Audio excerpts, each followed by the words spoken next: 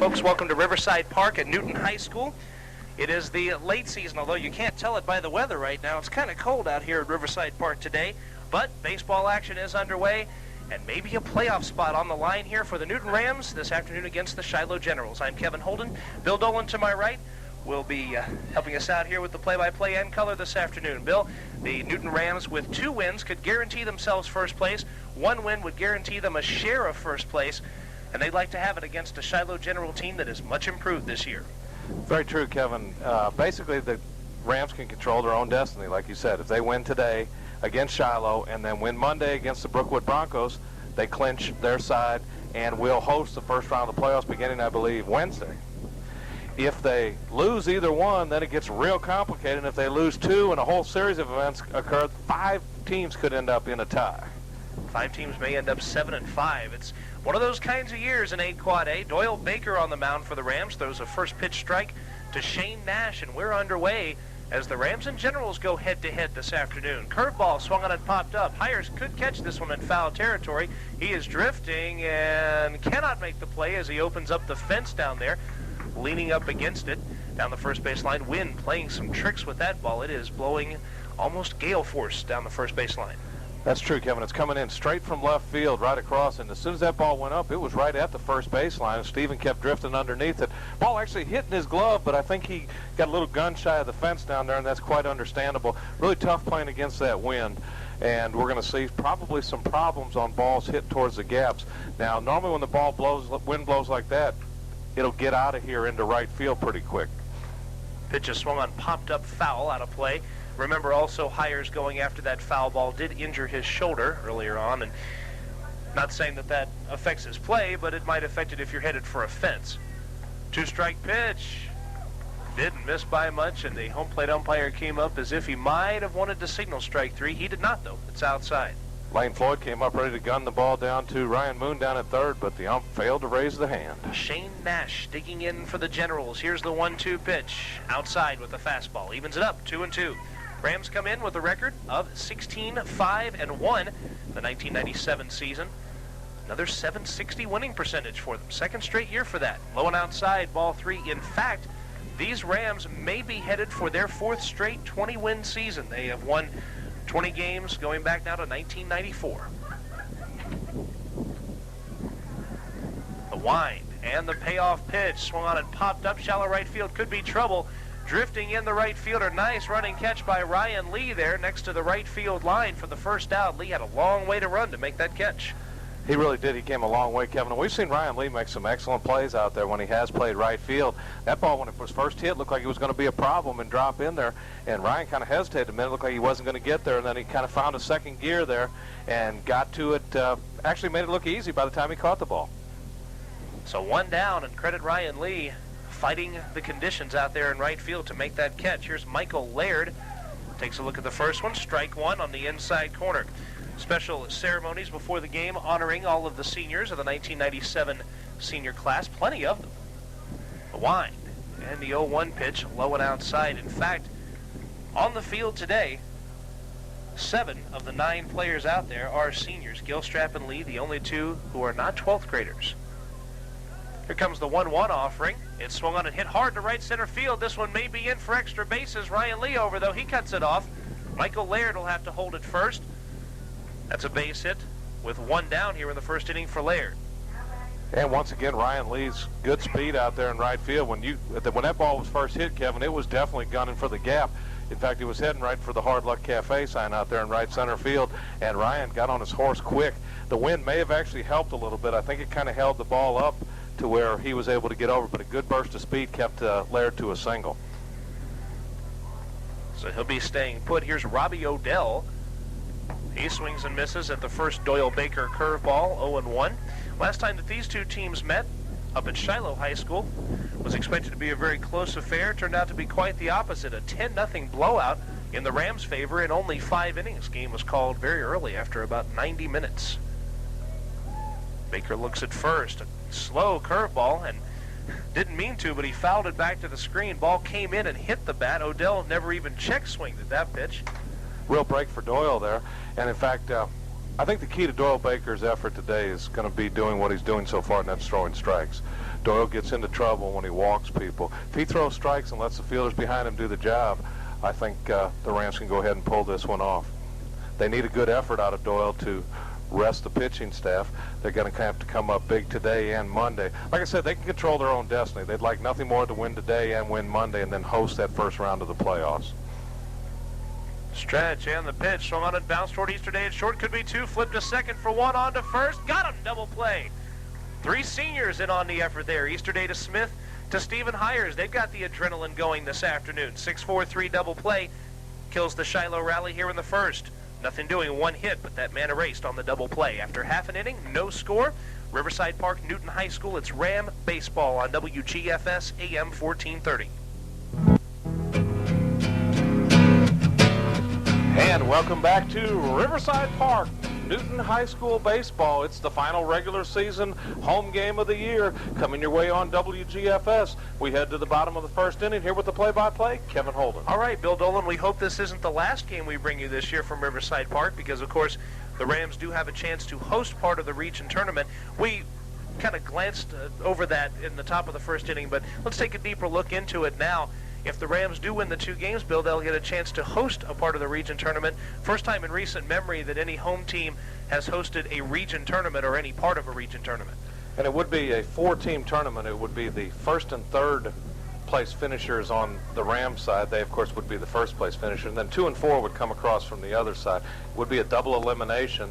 And, of course, would go by much quicker than the 6 team and a lot cleaner, too. Yes, very much so. Technically, if they were to win 3 straight, they would win out and be guaranteed to go to the state tournament.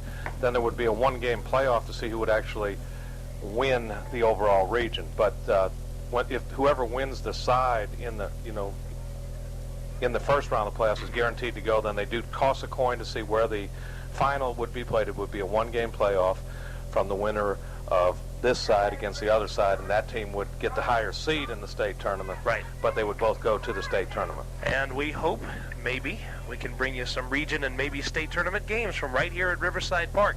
Rams will need to win at least one game, maybe 2 out of these final 2 to do that. Jarvis Johnson first up for the Rams, takes the first pitch high. The Rams do go to Brookwood Monday, and if they go down here today, that game would be huge. The wind, and Tom Young, the left-hander, delivers. Johnson with the swing and a miss. It is 1-1 to Johnson.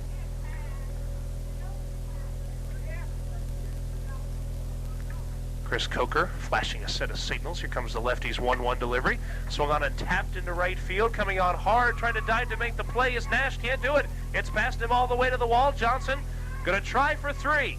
The throw will not be in time, and Jarvis Johnson is in standing up, starting off the game at third base, and hit that ball right at the right fielder, Nash, who had a little bit of a decision to make, decided to go for it, and that's the price you pay sometimes. And, of course, since he did dive for it, didn't actually come up with it, that Jarvis gets the break, turning a single into a triple, so he will get credit for a triple. And once again, there was the wind. The wind basically held that ball up. The right fielder, Shane Nash, didn't really know what to do, got caught in between. I was really surprised when he kept coming as hard as he did, because you could tell it was going to get down. Ryan Moon pops one up into shallow left field. This should get the run home. Eric Mathis makes the catch. Jarvis Johnson with the tag, lob toss in, and the Newton Rams have taken a 1-0 lead, and Ryan Moon, going after the first pitch, has himself an RBI. And Plug did what he really needed to do, go ahead and get the ball out of the infield. Fortunately, it was deep enough when the wind started blowing it back in. However, Eric Mathis didn't even attempt to make any kind of throw there. He just, like you said, lob tossed it in. I don't believe we're going to have to worry about his arm out there being a cannon, because with the wind at his back, the first run of the game, I believe I'd have to go ahead and cut loose if I had some kind of arm to try to catch him. Mathis did not, and the Rams have the 1-run lead. Here's Doyle Baker. He takes the first pitch for a strike on the inside corner. In case you folks were wondering what the region playoffs might look like, we can give you kind of a sketchy picture of how things are. No one really knows for sure until these games and Monday's games are done. That pitch in the dirt. We do know that the Rams are pretty much in the driver's seat and control their own destiny for spot number 1. The other teams in contention with the Rams, the Duluth Wildcats, the Shiloh Generals, have a good chance to make the playoffs as well. The 1-1 pitch, inside ball 2. Collins Hill may be able to sneak up and give themselves a playoff spot as well, but there are a few other teams in there. In fact, the only team that doesn't have a chance this close to the end of the season, it's amazing only one does not, and that's Cedar Shoals. The 2-1 pitch, curveball, low and inside, ball 3. If I had to make a prediction on it, I'd say Newton probably wins the first seed. Look for Duluth in there, probably these guys, and then Collins Hill. I don't know, because if Shiloh loses today, that gives them 6 losses, so that's going to put a serious damper on them. Yeah, they're, of course, on the Meadow Creek Mustangs, they have 5 losses as well, so you might see them sneak in. This thing is just cloudy. There's a swinging a high pop fly down the right field line. It'll be a foul ball. Just a muddled playoff picture here in Quad A Division B. Over on the north side, it's a little clearer. South Gwinnett has won the number 1 seed outright. Central Gwinnett and Parkview are playing today. The winner of that game would be the number 2 seed, and if the Rams were the 1 seed, would come over here. And if you're thinking the Parkview Panthers back here, it could happen. In fact, there's a pretty good chance it will. The 3-2 pitch on the way, strike 3 called, inside corner.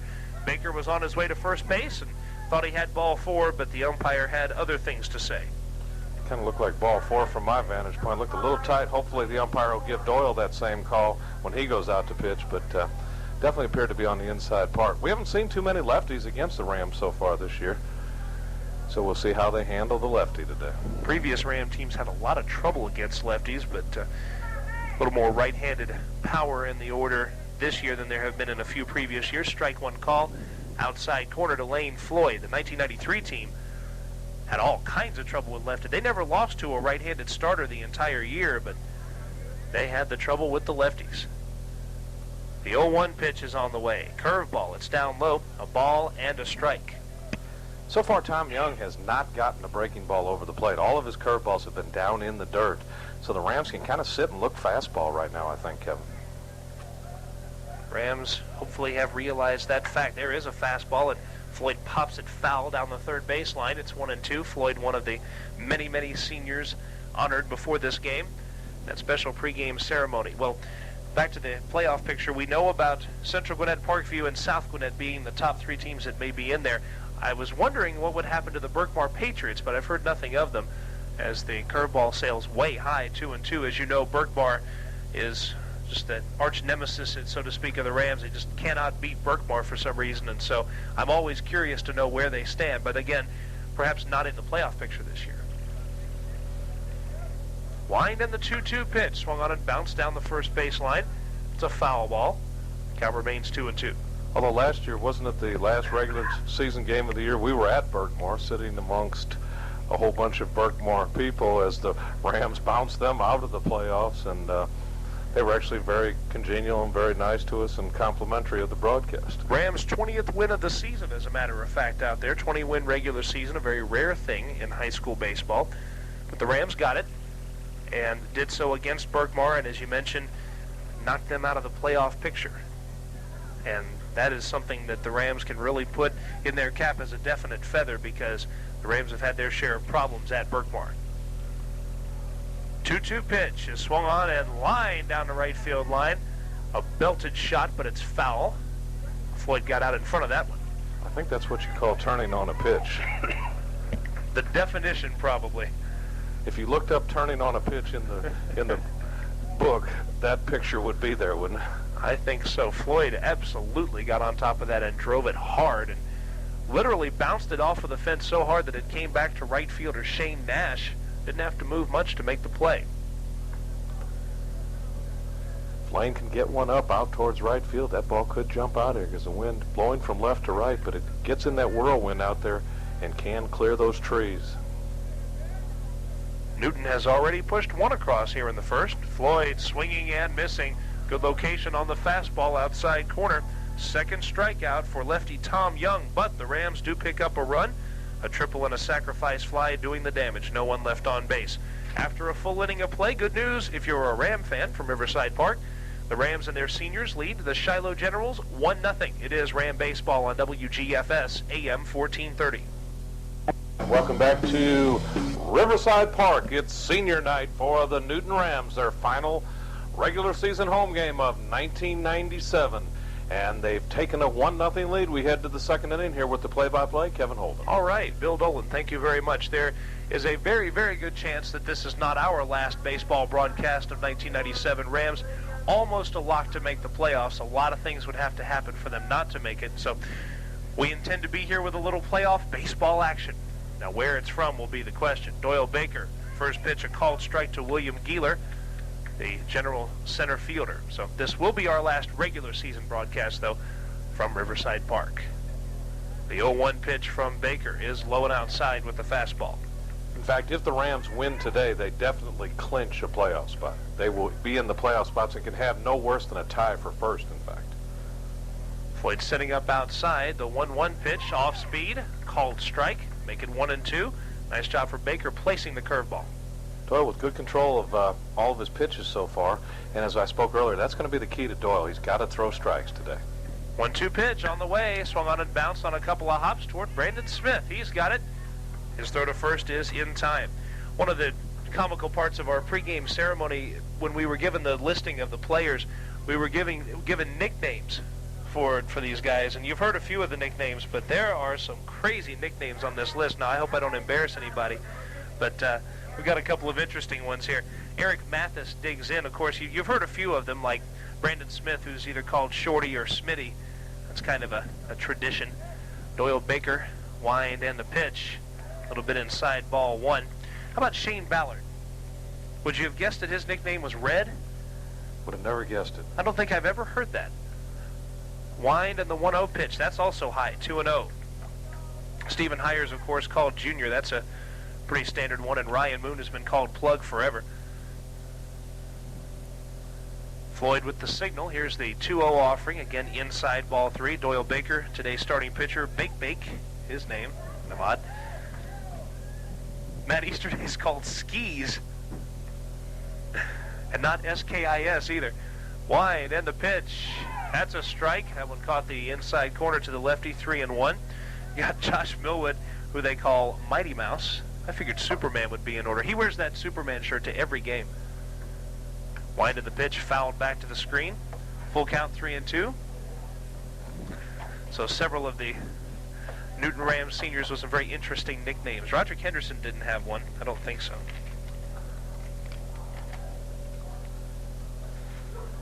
And good news for those followers of the Hard Luck Cafe Wing Ding Inning. We will continue that tradition through the playoffs and all the way into the state if the Rams make it to the state playoffs. So if you'd still like to enter, it's not too late. You can go ahead and get your entries in. Best bet is to try to get it to Kevin or myself, or drop it by the Hard Luck, or actually drop it by the radio station. We'll get you in, and your chance to win 100 hot wings. And you know what, folks? Got to tell you, last year was pay dirt in the Wing Ding Inning as we gave away our 100 hot wings there. There's a swing and a bouncer to third base. Ryan Moon gloves and fires and retires Mathis for the second out. And Richie Cleary drove one deep into the night at Clark Central, actually into the afternoon at Clark Central, to win 100 hot wings for a very lucky contestant. And maybe you out there, if you've registered, will be next. That was a great job of pitching by Doyle on that last hit of Eric Mathis. Fell behind 3-0, came back, got the count full, and then got him to hit a weak ground ball down to Plug at third, who looks real good having made the transformation from second to third. That's a tough switch for a guy used to play in the middle infield to go over there to the hot corner, but Ryan's done a great job.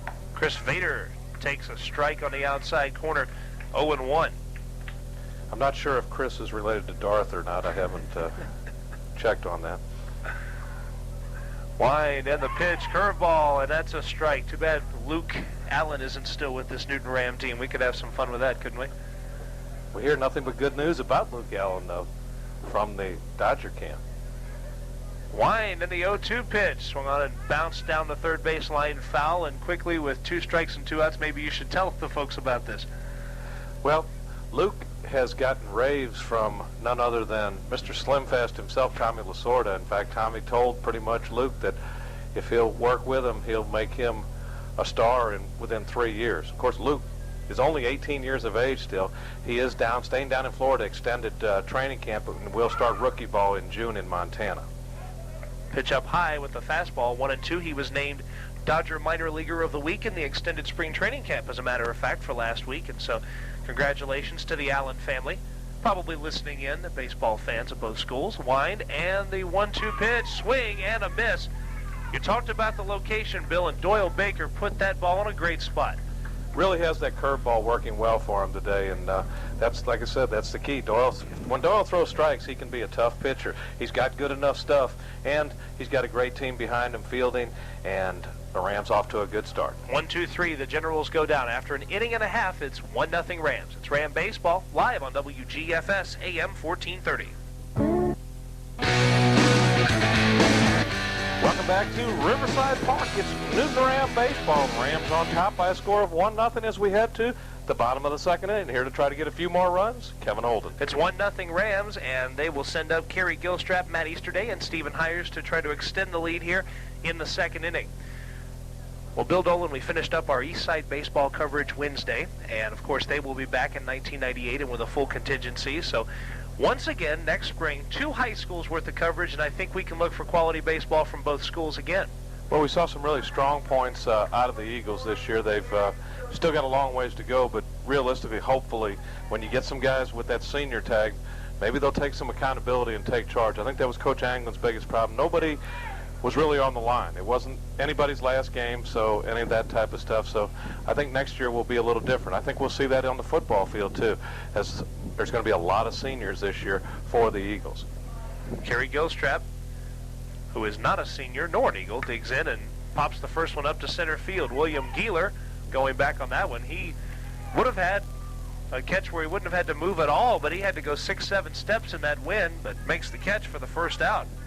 That ball kind of took off after Kerry hit it and against the wind, so he must have gotten it a little better. Came off the bat sounding kind of flat, and I think that may have been what fooled Geeler, the sound of the bat.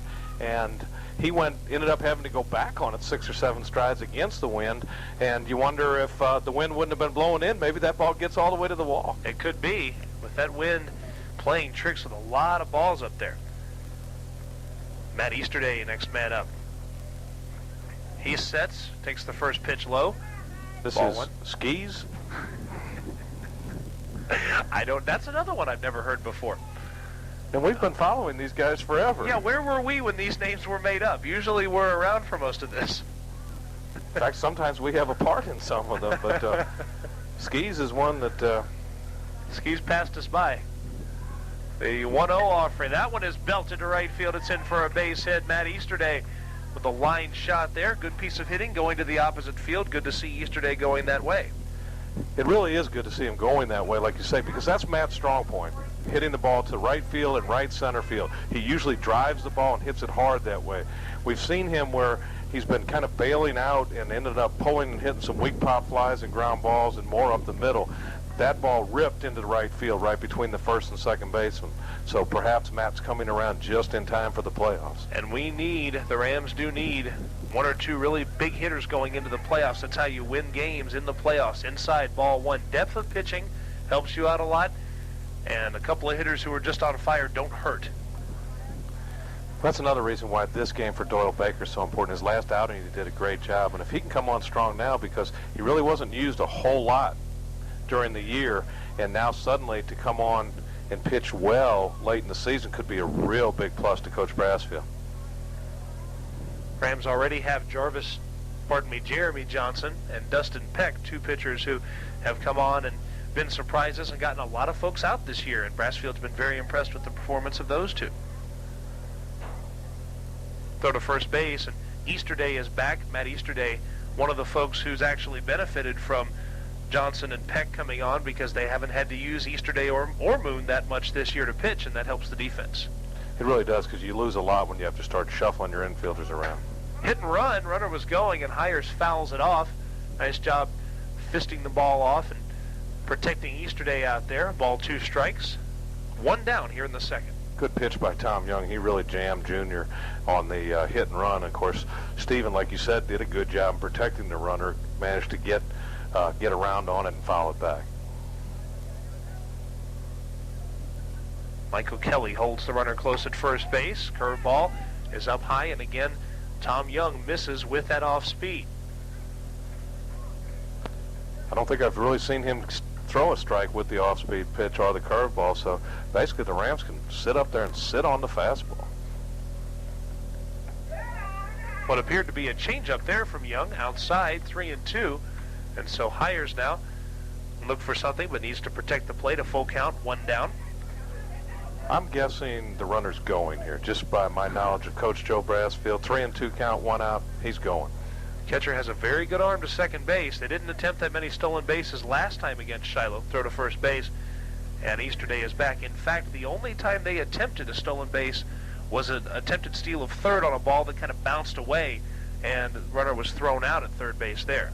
Runner is going. Strike 3 called. Here's the throw to second base. Easterday slides right into it, and ball gets knocked away from Odell, so the Ram shortstop is safe and will need to dust off, but a strikeout of Hires makes it 2 down. Excellent jump by Matt Easterday. In fact, the throw was an excellent one down there, and from our vantage point, it looked like Matt actually beat the throw. Even if the shortstop would have come up clean and made a tag, I think Matt was in there. Yeah, Stanley Allen was doing the stopwatch timing of the Shiloh Generals up at Shiloh, and their time between the mound to home to second was about 3-3 or 3-4, and there isn't going to be anyone running on that kind of time. Smith swings, check swings, and fouls one back. It's 0-1, and Coach Allen had said that pretty much no one had the sign to steal when they were up at Shiloh. Of course, it was a different pitcher on the mound. Young throwing those off-speed pitches, the time is much greater, and if you find an off-speed pitch slot, good time to run. Catcher had a good pitch to handle. It was a little bit of an off-speed pitch, but it was outside and away from the hitter. Swinging a foul back to the screen again by Smith. 0-2, Rams second baseman. Here's a story for the 1997 season. Brandon Smith starting off and with 3 strikeouts in 1 game against Henry County, and you had to worry how long he would stay in the Rams starting lineup, but came on strong and the extra inning home run against the Brookwood Broncos, which it's a fascinating story. Oh, just a great story for Smitty that day. The diminutive second baseman stood about 8 feet tall that day, and justifiably so. What an exciting end to a ball game. And of course, anytime you beat the Brookwood Broncos, they, much like the Bergmar Patriots, have just been a thorn in the side of the Newton Rams for as long as we've been covering Newton Ram baseball. And these seniors remember when they were sophomores in '95, as the pitch comes in low to Smith, 1-2, and the Rams, the #1 team in the state for just a few days, went to Brookwood and either an extra inning loss or a loss in which they gave it away in the last inning. Easterday leading away from second base. 1-2 pitch. Runner heads for third. Here's the throw down there. Safe. And the throw appeared to have beaten him down there, but Easterday got around the tag. Nice job there. Michael Laird couldn't tag him out. And so Easterday with a stolen base, and Glenn George displeased with what he heard from the base umpire, so he will go out and extract as many details as he can from the base umpire about the play at third base. Kind of a surprise call, because normally when the ball beats the runner by that much, they're usually going to pump up the old automatic, and evidently the umpire had a good view, because Matt did have a hand in there, and it looked like he pulled the inside hand back, not giving anything to tag, and kind of came around with the outside hand, which is a way to slide in there. And the umpire was right there and had the perfect angle, so this isn't going to be one of Coach George's 20-minute episodes. Usually he saves that for up there when it's about 10 degrees and we're freezing, right? Well, with Shiloh in town, I'm not surprised that it's in the 30s and 40s. They brought the cold weather with them. That is probably the coldest field I've ever seen around here, no matter what the time of year. Swinging a pop-up, third base side in foul territory. Laird has it for out number 3. For the Rams, 1 hit, no runs. They strand a runner at third base. Easterday there after stealing a pair of bases. 2 innings in the books, 1-0. The Newton Rams lead the Shiloh Generals in this final regular season home game senior night from Riverside Park, Newton High School. Ram baseball on WGFS AM 1430. Welcome back to Riverside Park on the campus of Newton High School as we bring you Newton Ram baseball on WGFS. We head to the top of the 3rd inning. Rams up by a singleton. Here with the play-by-play, Kevin Holden. Bill Dolan, thank you very much. It's Ryan Lesniak leading it off, followed by Chris Coker and then Michael Kelly.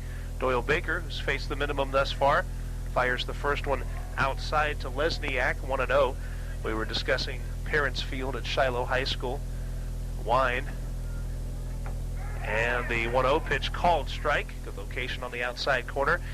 I think the only baseball stadium in Georgia where you could use the term frozen tundra and get away with it. It does get cold there. 1-1 pitch. That one's lined, but Smith is there at second base to make the catch. Hard hit ball, but right at the Rams second baseman for out one. A lot of life out there today in these Ram players. I know they've been just a tad flat the last couple games, but that time as Brandon Smith caught the line drive, you could see Matt Easterday pointing at him, and they're pumped up. This is senior night. That's what you want.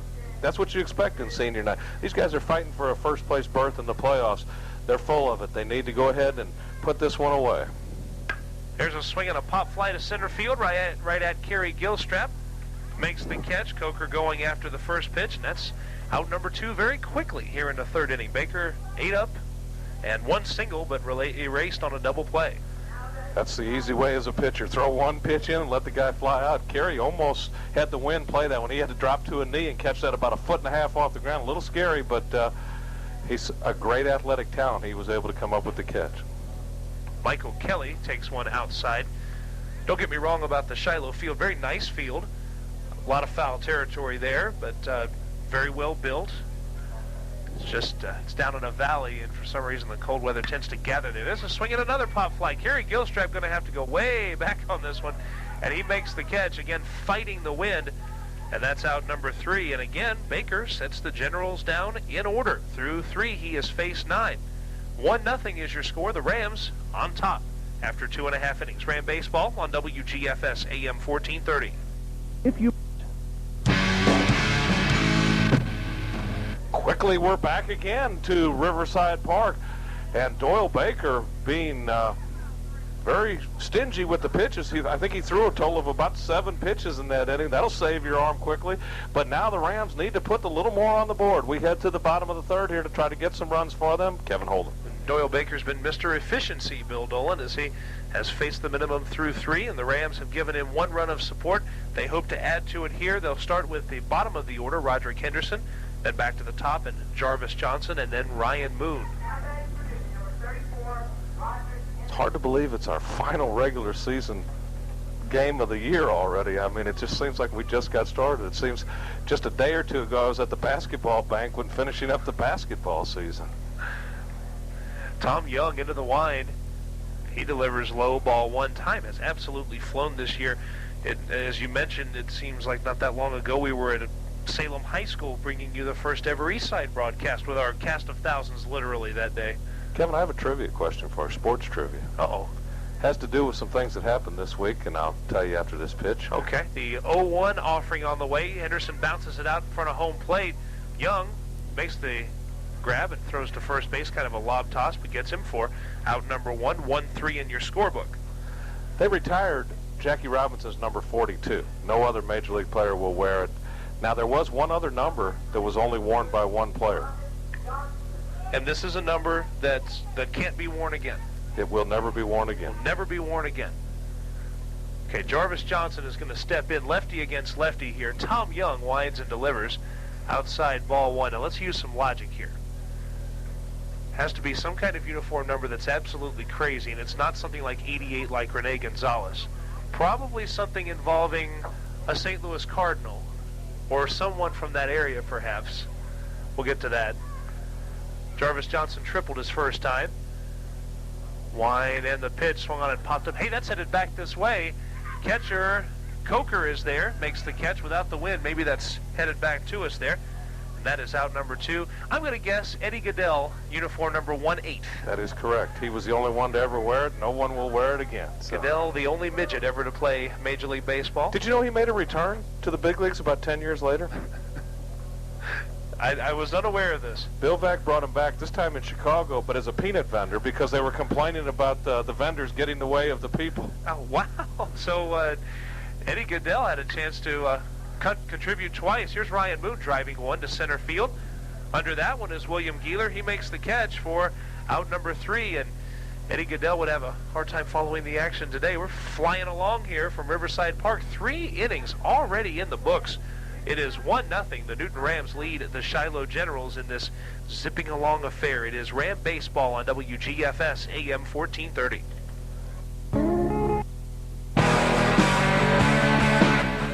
Welcome back to the fastest game on grass. It's Newton Ram baseball. We're zipping right along. It's the top of the fourth already.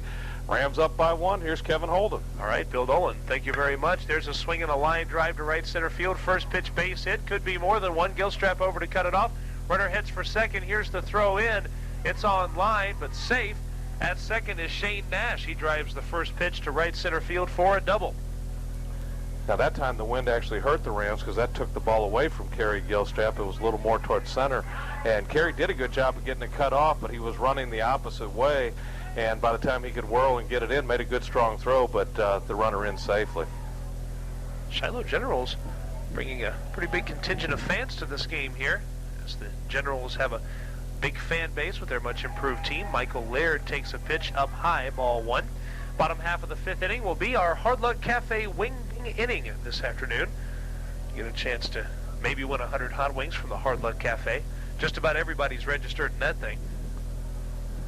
Even that Bridges guy, isn't he? I think so. Baker at the stretch and the pitch. It's high, ball 2 with the fastball. In fact, Bridges came up as a contestant not long ago, but unfortunately his player did not hit a home run. Still have not had a winner yet this year, but last year we had to wait till the playoffs for a winner. So we'll see. Maybe we'll get one there this year. 2-0 is bounced out in front of home plate. Baker took a look at the runner at second. His throw to first pulled Hires off the bag. No, it didn't. The runner is out at first base. I thought Hires jumping for that ball was off the bag, but the umpire didn't think so. That's out number 1. Well, he actually did come off the bag, Kev, but as he came down, he still got the foot to it before the runner got there. So the umpire watching real closely was able to determine that. Kevin, I'd like to add something. There's been a change this year. The American Legion, which puts on the fair every year, has moved it up. In fact, it's going on right now out there at Legion Field on Mill Street. So after listening to Ram baseball, head on out to the fair for a good time. And the Legion is the beneficiary of the fair, and that, of course, supports American Legion baseball. A little different time of year for that this time around. First pitch is low and outside to Robbie Odell, ball 1. Nash stayed at second base there, 1 down. Baker faced 1 over the minimum so far in this 3 1/3 innings. Has to work out of a jam here, though. It's leadoff double. And represents the potential tying run there. That pitch not missing by much outside. It's 2-0. When is the Legion Fair normally held? It's normally held in the fall. And for some reason, whenever it comes in the fall, that's a guarantee to rain. it did last year, didn't it? Of course, it does every year when the fair comes. But so far, the weather's been perfect. A little chilly, but you can put up with chilly weather. You can put coats on. 2-0 pitch. That one also outside. Ball 3. The Rams may be pitching around Odell, even though he hit into a 6-4-3 double play last time. With a 3-0 count, they may not mess around with Odell and give him anything to hit. First base is open. Yeah, you'd really hate to groove one here. He is a third-place hitter, liable to get the green light on 3-0.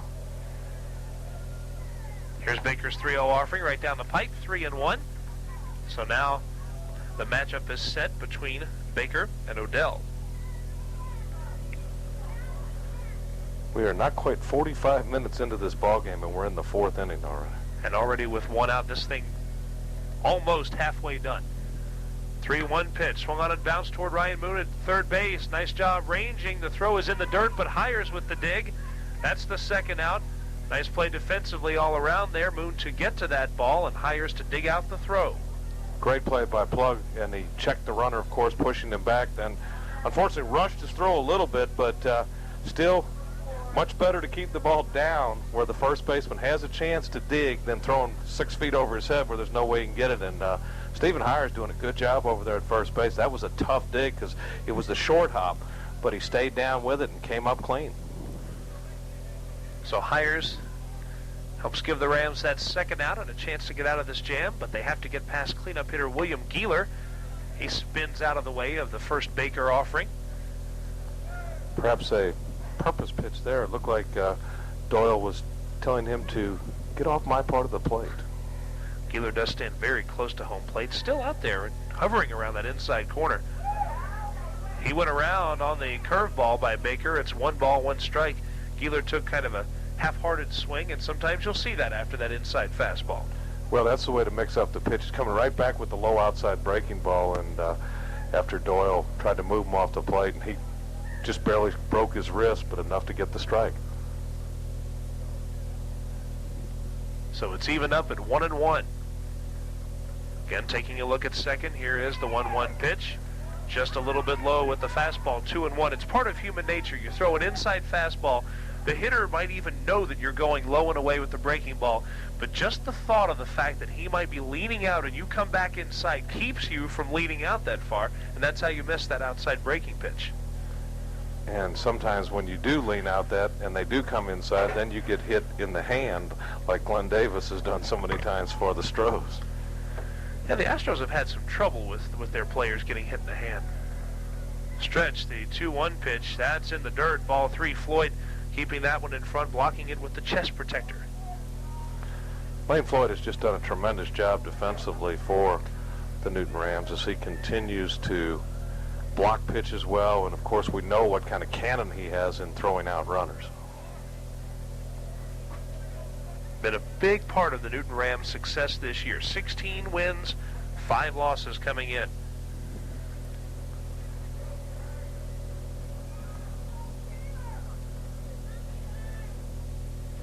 Keeler once again set to go. Nash leads away from second. Easterday keeping him close. This pitch, ball 4. And that pitch, not exactly sure what the location was, perhaps a little bit high. But Keeler draws the base on balls. That is the first walk given up by either side, part of a quick-moving game, no bases on balls.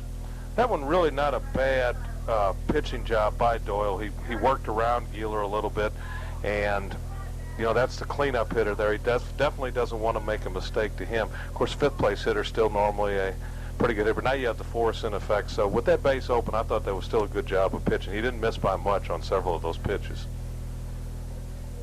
So here's Eric Mathis. Righty versus lefty this time around. The first pitch to Mathis is up high, ball 1. Eric Mathis bounced out 5-3 last time. Rams still kind of playing him a little bit more as a lefty pull hitter. A 1-0 pitch. Curveball. That one also very close, but missing, 2-0. Seems as though the strike zone has gone away now. A lot of these pitches, from our vantage point, appear to be very close, and Doyle suddenly not getting any calls from the man in blue. Once again set. Here's the 2-0 pitch. That one popped up high and deep to right center field. Gilstrap going back on it. He is at the warning track, and he makes the catch just shy of the wall. That one hung up there in the wind, and Gilstrap able to park himself under it, make the catch, and allow the Ram fans to finally exhale here in the 4th inning. No runs, 1 hit, no errors, 2 men left on base.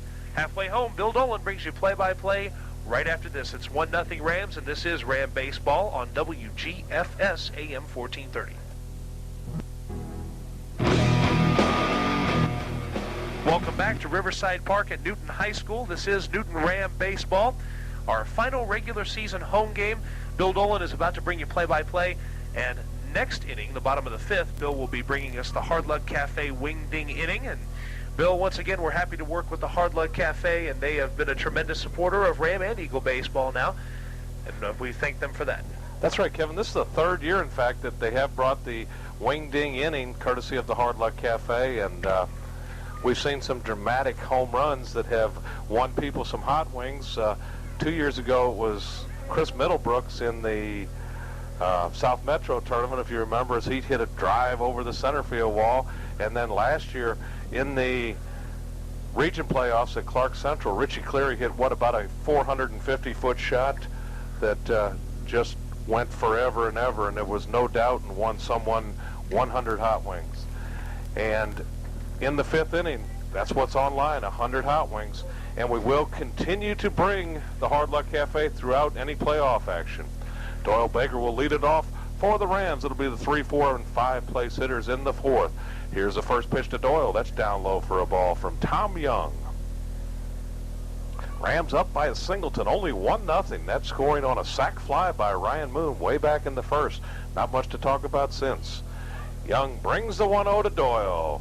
Breaking ball way high. And once again, Kevin, I don't think we've seen the lefty get anything over the plate but a fastball. He was upset with himself missing with that 1-0 pitch high. Even though he's missed with the breaking pitches, Bill, the Rams haven't looked too good against the lefty. Having trouble catching up to the fastball. Here's the 2-0 to Doyle, way high. And That'll run it to 3-0, right? Or am I a pitch ahead of myself? No, you're actually fine. It's 3 balls, no strikes to Baker. I think we got a light burned out on the scoreboard. That may be the problem. 3-0 pitch to Doyle. Here it comes, and ball 4 is that one down low, and the Rams with the leadoff hitter on. And that's the first base runner they've had since Easter Day, singled back in the second. Nice job by Baker taking pitches, trying to get on base any way possible. That's the first batter that Young has walked, even though he's missed a lot with his off-speed pitches. There he missed with a few fastballs, though, and so Lane Floyd will have to watch. He may try to take something off to throw a strike, and that's the time, of course, when those hanging pitches come in. That's when you'd like to see Lane bounce one off that light standard out there in right field. And the throw over to first, and Doyle back easily. He could bust a light or two out on that scoreboard if he wants to. Or how about busting one of the lights out, a la the natural, in the lights. Young lefty brings it to Floyd, lefty outside, ball 1, and that's 5 in a row now that Tom Young has failed to catch. Still no action in the Shiloh bullpen, and nothing going in the Newton bullpen. Rams up 1-0. This is an important game as far as winning their side in the region. Next pitch, there's a strike called. That'll catch the outside corner. That'll even the count at 1-1. The region's no longer called 8 Quad A South and North. It's now Divisions A and B, and so the Rams are in Division B of 8 Quad A. It just doesn't have the same ring as 8 Quad A South, the south side. Over to first again is Tom Young, and easily back Doyle Baker. Doyle not taking real big leads over there. He was able to scamper back quite easily. 1-1 the count to Lane Floyd. Looks for something to hit.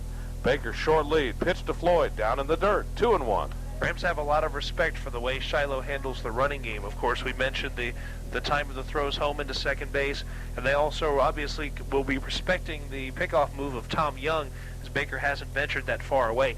And if you can help control the running game, that's one aspect of keeping the score way down. This game much different than the last one against the Rams. Here's the next one to Lane. That down low, too, and that's going to run the count to 3-1. Of course, if you walk 4, that'll bring a run home, too. Kerry Gilstrap, the sophomore, waits on deck. And if they can keep it going, it'll be Matt Easterday. Matt with the only, well, this one of only 2 hits for the Rams so far. Lane Floyd at 3-1 may look for something he can really rip, though. He digs in. Young has his sign. Here's the pitch. Runner goes. Pitch outside. That's going to be ball 4, and the throw goes into center field. And the umpire, normally you see him go ahead and call ball 4 a lot quicker than that. That may have cost the Generals, or it almost did cost the Generals. Glenn George, 5th inning from Riverside Park at Newton High School. Rams kind of blew a chance there in the bottom of the 4th, but they will continue to try to hold the Shiloh Generals here in the 5th, clinging to a 1-run lead. Here's Bill Dolan with your play-by-play. Thank you very much, Kevin Holden, and it'll be the bottom of the order for the Shiloh Generals. Chris Bader, the second baseman, will lead off, then Ryan Lesniak and Chris Coker. First pitch goes back to the backstop for ball 1 from Doyle Baker. And going back to the play that ended the 4th inning, the odd 3-1-6 double play, the first baseman, Michael Kelly, bobbled the ball a couple of times. Doyle Baker staying put at third. Next one high and away, 2-0. And so you have to watch Baker in this half inning, making the mistake on the base paths. There was some kind of miscommunication because Floyd came down the line toward third. So you have to make sure in a play that can really change momentum like that to keep your pitcher mentally up. Here's the 2-0 from Doyle. There's a strike called as he paints the right down central, actually. Vader appeared to be taking all the way. Counted 2-1 now. Baker has his sign from Floyd. Here's the 2-1. Strike as he catches that outside corner or thereabouts. The umpire now giving Baker a few inches in either direction as he did early in the game. 2-2 the count. Here's the pitch. A little bit of a let up, and that sails outside. That'll run the count full now at 3-2. Rams lead by only 1. Here's the full count pitch from Baker, swinging a shot. Easterday, gloves, throws, 1 out. Matt Easterday right in front of that one to make the play, and this is a very important inning for Doyle Baker and the Rams. If they can continue to get out the Generals here for these next 2 outs, then that, of course, will help change the momentum back the Newton Rams way. You've got only a 1-run lead and you have a momentum-changing kind of play like that. Sometimes it'll lead to the other team scoring 3 or 4 runs. And Ryan Lesniak pops one down the right field line. Brian Lee, a long way to go, will not get it, and it's going to be fair. And he'll have at least a double, and Lee comes up with it and gets it back in. So a little pop fly that the wind kept blowing away from Ryan Lee.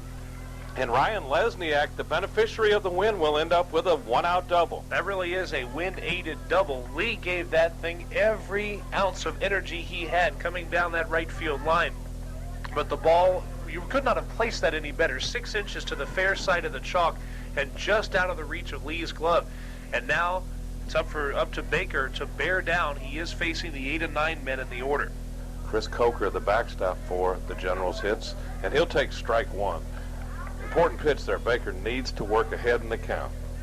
That's a tough break for Baker as a pitcher. He made a good pitch, a little pop fly that normally should be easily handled, and it falls for a double. 0-1 count. Here's the next one. Breaking ball and a beauty. And Doyle quickly ahead in the count, 0-2. He's worked the outside part of the plate here to Coker, the catcher, so the Rams have 2 options, an inside strike or go way off the plate. I go away for him, maybe with a breaking ball down in the dirt.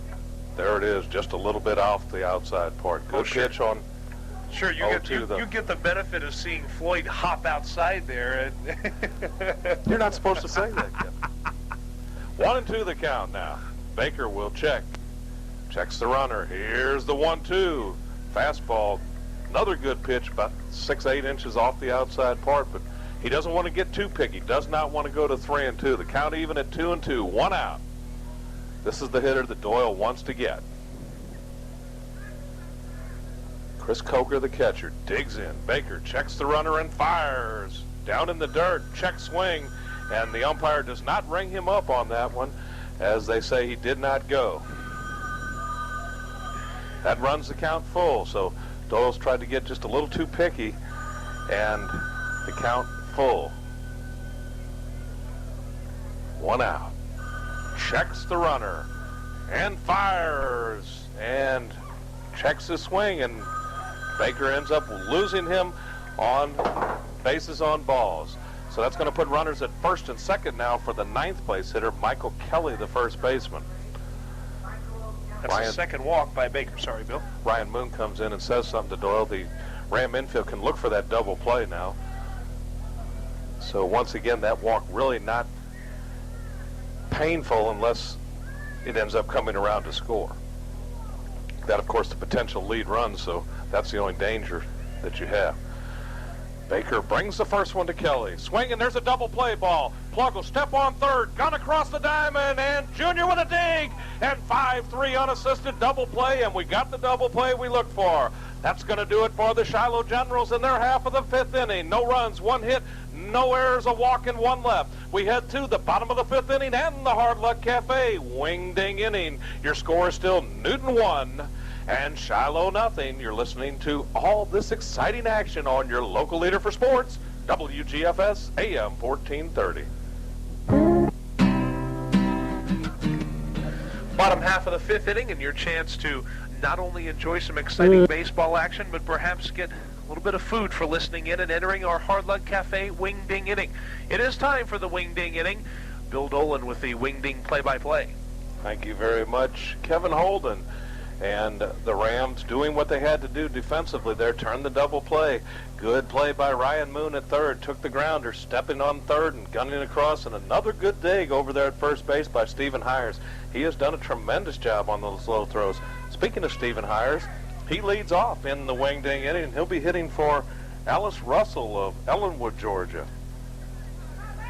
Stephen waits for the first one. Here it comes, swinging a pop-up about 6 miles high, and second baseman loses it. That ball's going to drop, and it does. And it gets away, and holy cow, the second baseman lost it completely, and the shortstop couldn't help him out. And Stephen Hires with as cheap a single that you'll ever get. That ball is an infield pop-up, and any other day, It's a 5 o'clock start, and about 6 o'clock now with the daylight savings time, the sun is setting just down the third baseline. That ball was high enough up in the wind and right in the sun, and that's what caused Chris Vader to miss that ball. And, I mean, he missed it by a mile, too. Had no idea where that ball would land. He never saw it at all. He just completely lost it. And that's going to bring up Brandon Smith, and he'll hit for, what's this name here, Kevin? It's like, is that Chris Bridges?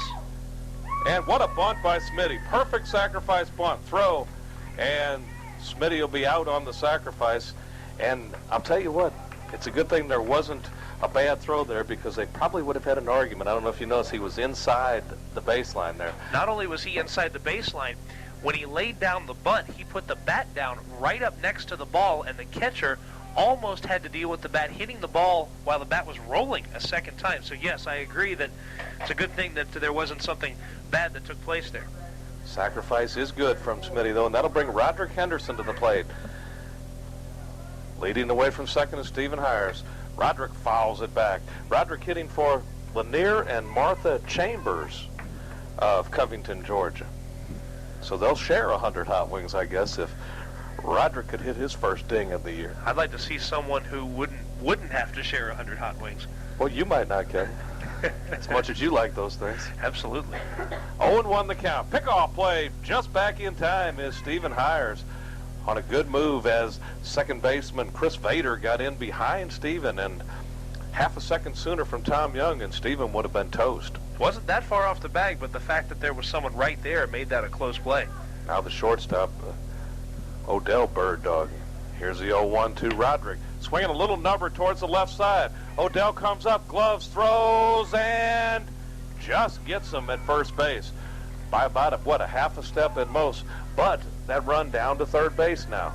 All it takes now is a wild pitch, pass ball, little bloop, any kind of error, anything. That's why it's so important to get that runner to third.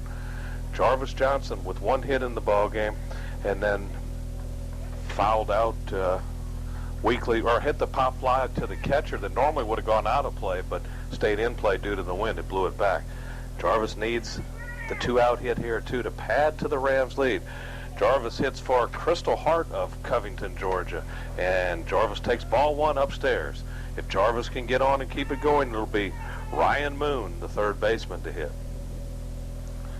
Rams have not pounded the ball too much. They've had, 3 hits, Kevin? And a couple of them have been on the marginal side.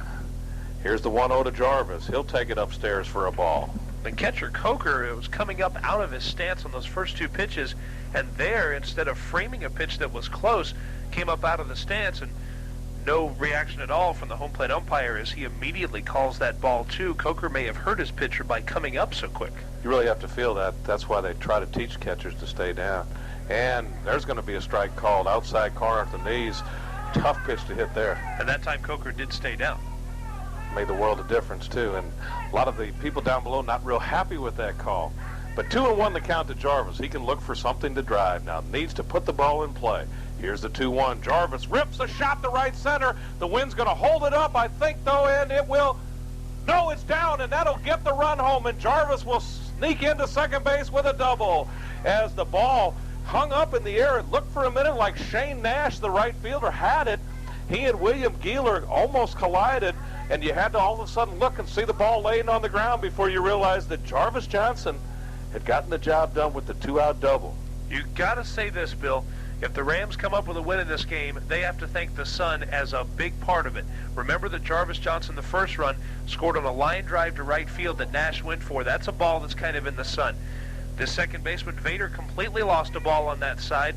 That led to Hires reaching base. He came around to score on another ball up in the sun. So the warm thing helping out. And there's the first pitch to Ryan Moon down inside for a ball. I'll tell you what, though, on a normal day, that ball by Jarvis is down into the wall. The wind actually helped Shiloh to the point where they were almost able to make a catch. That ball aimed right at the Hard Luck Cafe sign during the wing ding inning. Speaking of that, Amber and Andy Moon could be the recipients if Ryan Moon can hit one. Wonder if we have any relation there. And he finally got a curveball over. That's a strike, 1-1. Best curveball that Young has thrown probably all afternoon, and it's to Moon, who has hit 2 flyouts, so he's been aiming to go that way. talking about perhaps a home run. We've seen him hit 2 this year. First one since he was, 8 years old. Pickoff play, and Jarvis will get back in time. Once again, that was second baseman Chris Vader sneaking in quickly. All that movement could help Ryan Moon if he can plug a hole, so to speak. Here's the 1-1-2 plug, and that's a curveball, and this one doesn't get over. Tom Young has really struggled with the breaking ball and the off-speed pitch. The Rams have plated another run here in the 5th inning. The Hard Luck Cafe inning has been good for runs. We haven't seen a ding yet.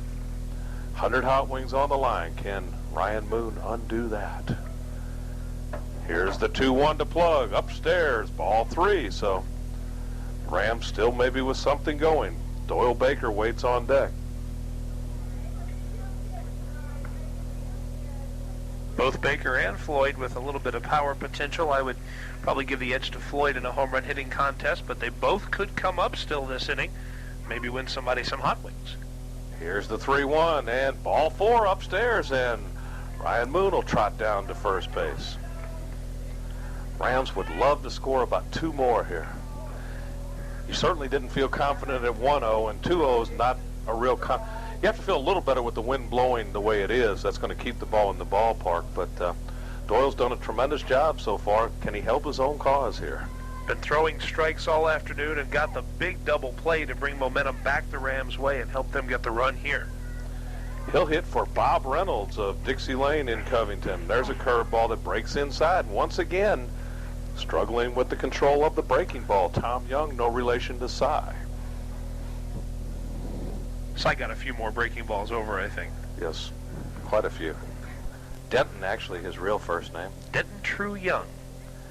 Here's the 1-0 to Doyle Baker. Another breaking ball. This one stays high again. Speaking of Denton, got the nickname from when early in his career he was warming up, and so many pitches came back and hit a wooden screen behind home plate that it looked as if a cyclone had hit it. So hence the name Cy.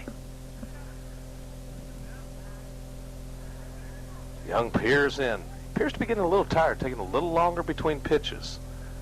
And he'll step off now as Moon had a pretty good edge away from first base. 2 outs in the inning, so the Rams will be off to the races if Doyle Baker can get one down. Shortstop Odell in behind Jarvis, and a little dribbler, and that one looks like it went off of Doyle's foot. He hobbled a little bit. He's talking to Coach Brassfield. I think Coach Brassfield telling him, make sure it's a good pitch. That was ball down probably a little low in the strike zone, and Doyle's looking for something to really drive here. Can help himself, help his own cause. He's up 2-0 in the game. 2-1 the count. Here's the pitch. Inside, ball 3. So Tom Young in danger of loading the bases. You mentioned the fatigue factor. On a colder night, sometimes it's tougher to stay loose and keep the momentum going. Remember, he missed high with pitches to Moon, so these are little indications that fatigue might be setting in.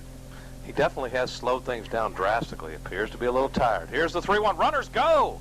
And Baker fouls it off. That'll run the count full, 3-2. And Jarvis Johnson had a tremendous jump off of second base. He would have had third base stolen easily. Also, one other note about the potential fatigue. Tom Young has thrown a lot of pitches in this inning, starting with Heyer's base hit, the sacrifice by Smith, the ground out by Henderson, then Johnson's double, then the walk to Moon, and now Baker. So you're talking about a pitcher who's probably thrown 25 pitches or so in this inning. The runners will be off and going. 3-2 the pitch, and he'll whirl and fake a throw down to second base. Doyle Baker digs in. Moon leads from first. Johnson from second. There they go. Here's the pitch, and it actually hits Doyle, so he'll go to first on a hit by pitch, although it really doesn't matter. It would have been a base on balls, and now Coach George is going to come out, and that may be it for Tom Young. I see one of the general players just came out of the dugout holding the glove. Lane Floyd stepping up to the plate. If they bring in a right-handed, that could be a real dangerous move. And we are going to get a runner for Doyle Baker down at first base. That's going to be Mighty Mouse going to come in and run, I believe, isn't that? Wearing number 24. A little bigger than the cartoon character, but he'll suffice. That's Josh Millwood down there at first base. The nickname Mighty Mouse, we found out. And we are going to have a pitching change. We'll be back and tell you all about it right after we hear from our sponsors on your local leader for sports, WGFS, AM 1430. Welcome back to Riverside Park at Newton High School. Bill, the Newton Rams on top here 2-0 with the bases loaded, and here comes Lane Floyd with a chance perhaps to hit a grand slam. Of course, whoever our contestant is in the wing-ding inning will still get 100 hot wings if he hits a home run, but it would mean 4 more runs for the Newton Rams. Actually, right now I think the Rams would settle for a solid ringing base hit. Of course, let's see if there'd be someone who would be happy if he hit a home run. Ricky Shell of Covington, Georgia. That sounds like a familiar name from another side of town. I remember, if I remember right, is this the same person who had a little trouble with a pop foul fly ball in a previous broadcast? That's right. And mentioned he was holding something in his hand, and if he got rid of that habit, he might have caught it. So, Ricky Shell, of course, the father of Matt Shell, Eastside Eagle center fielder and quarterback. Maybe we can help him kick a habit here by giving him lots of hot wings. Well, I know they like those hot wings from the Hard Luck. Let's see if he can come up with 100 of them. Lane Floyd steps to the dish. 2-0, Newton Rams. Here's the first one to Lane. Ball outside. And you got to believe they're going to make Lane Floyd sit and take pitches. Got the bases loaded. Brand new pitcher in for the Generals. And they're going to make sure that he puts the ball over the plate. Here's the pitch, and that's a strike called. Pitch close to the first one that was called ball 1. A few of the Actually, Ram that one fans looked a little farther lower and outside, but that evens it up at 1-1 for Lane Floyd. I believe this is Robbie Odell pitching. Shot towards the shortstop. Glove over to second, and the force out, and that's going to do it for the Rams. They do come up with one very big run in that inning, though. They did so on only one base hit. There were no errors by the Shiloh Generals, and the Newton Rams left 3 runners on base. We head now to the top of the 6th inning. Your score is Newton 2, Shiloh 0. You're listening to all the exciting action of high school baseball in Newton County coming your way on WGFS AM 1430. Top half of the 6th inning. Good news for Newton Ram fans as the Rams, hurling a shutout at the Shiloh Generals, could clinch a tie for first place in their sub-region if they can hold off the Generals for 6 more outs. Here to hold them, Doyle Baker and Bill Dolan. Thank you very much, and it's the top of the order. Shane Nash leads it off, and he takes strike 1 from Doyle Baker, and that's the way to get the inning started. The Rams managed to squeeze one in, so to speak, in that last inning on a base hit that probably shouldn't have been. 0-1 from Baker, 1-1. Stephen Hires hit a pop-up that landed right where the second baseman stood. He never saw it and basically just bailed out, and the shortstop couldn't help him because he didn't see it either. 1-1. Here's the next one to Nash. Another blooper down the right field line. Get fouled, and that's what as fair as it hits 3 inches inside the chalk. Ryan Lee up, and it's going to be a leadoff double, and Shiloh has patented that ball inside the right field foul stripe. There are 3 separate balls now that have been hit down there. Lee did make the catch on a ball down the right field line. Of course, Lesniak last inning bounced one about 6 inches off the chalk. This one, if it's possible to get closer, it did. And as you mentioned, that must be something Shiloh uses in practice because they seem to be having that played down. And this is Michael Laird. And actually, I believe that's who was pitching, isn't it? Laird wears number 8. Number 8 was the second pitcher of the day who came in and retired Lane Floyd with the fielder's choice. So Laird is in, still in his number 2 spot on the order, but in a different position. Runner at second, and Doyle Baker once again made a great pitch, and that ball almost raised chalk down the right field line. Here's his first offering to Laird, a little bit outside. Oh, I'm sorry, the umpire raised the hand. That pitch appeared to... So justice is served as Doyle gets a call. 0-1 the count. Floyd sets up outside. Here's the pitch from Baker, and it's out there and down in the dirt. Good stop by Floyd. That will be a ball, though. 1-1 the count. It's important for Floyd to keep these balls in front as he has done so well all year. These are the crucial situations. A close ball game and a runner at second base means a lot different situation than a runner at third. Here's the one. That ball fouled out of play. And that'll put Laird in the hole, 1 ball and 2 strikes. Of course, that run not near as important now since the Rams got that insurance run. That was such a big run. Jarvis Johnson with the key clutch 2-out hit as he drilled one into the right center field gap. Like we said, normally that ball's down anytime. Here's the 1-2 from Doyle, swinging a shot, and that'll be to Easterday. He's going to have the runner at third. No, he'll go to first and take the sure out, and the runner is going to be retired. Matt thought about it, and he probably could have had him, but I think he still did the right thing, Kevin. Get the out at first base, because you're throwing into shadows and you run the risk of throwing it away, and so often you see that. But I have to think Matt did the right thing in getting the out at first. With 1-run lead, maybe you cut him down. Yeah, I think you're absolutely right. I think the other thing that might have hurt him, the ball was in shallow and he was kind of in the base runner's path, so he would have had to go back out to make the throw. May have hit the runner and his throw to third base. So again, made the wise choice getting the out. Robbie Odell takes ball 1 way high as Lane Floyd had to climb the ladder to pull that one down. 1 out now, though.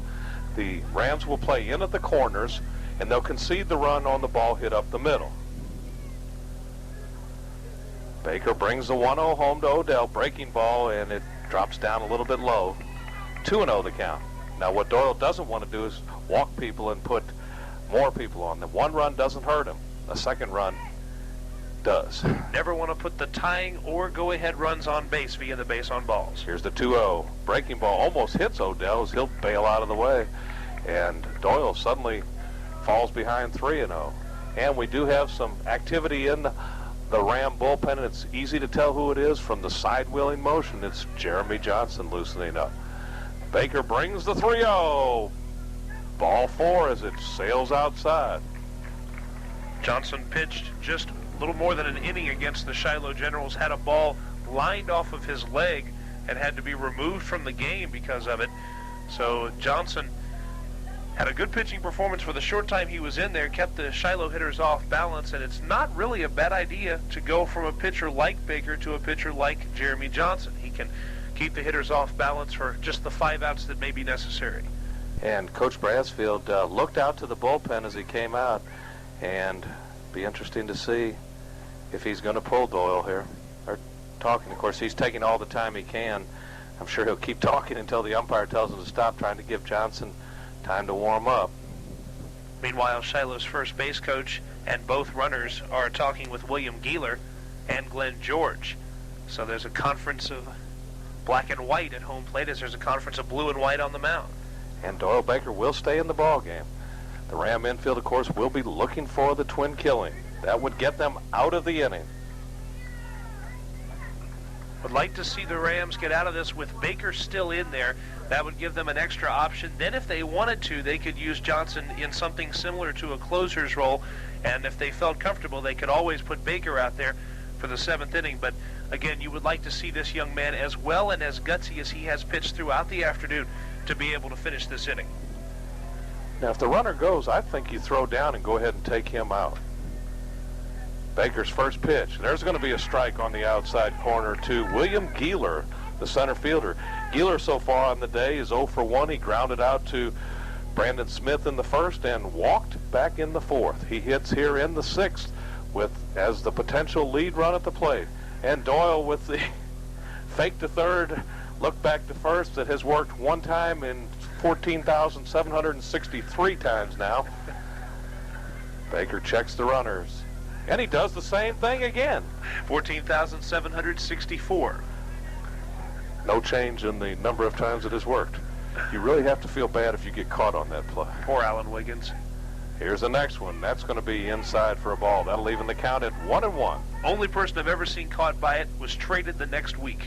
In fact, he was caught twice, I think, by it in 1 week, then got traded. Now, this is a time where Doyle definitely does not want to start walking people. He's got the potential double play. He looks, now he's going to just throw over to first base. Dangerous on a lob toss. It can always get away. I think that's why he lob tossed it over there. A hard snap throw might have gotten away from Hires, and of course that scores the run with no benefit. 1-1 the count. Here's the pitch. Strike is a beauty on the, almost a straight change, I think, Kevin. Caught the outside corner. Umpire holding up 1-2. That's the count we had, and the scoreboard operator has it slightly incorrect. Just backwards. Baker could really use the strikeout. He'll throw to first. Once again, a lob toss, just letting him know he sees him over there. That's Robbie Odell, the shortstop. And now Plug and Floyd are going to go out and talk to Doyle. How about a strike him out and throw him out? You could see it here, too, because the situation is right for it. Representing the tying run is Odell. Glenn George understands his chances may be limited late in this game, meaning he may send the runner. Of course, Baker could come back and strike out Geeler here, and with Floyd's arm, that could pretty much seal the fate of Odell. 1-2 the count. Baker checks the runners. Not going. Pitch in the dirt all the way to the backstop. The run will not score, but the runner from first will make it down to second base on the wild pitch. And that one appeared to fool Lane Floyd. It went right through the wickets down in the dirt, but it is a wild pitch, and that changes the strategy a little bit now. And that puts the potential tying run in scoring position. A base hit now by William Geeler could tie this score up. You have to wonder what took place there, because the Rams just had a conference between Baker and Floyd, so apparently whatever it was that they hooked up on wasn't right. He really needs to strike out now. 2-2 the count. Works from the full line. Here's the pitch.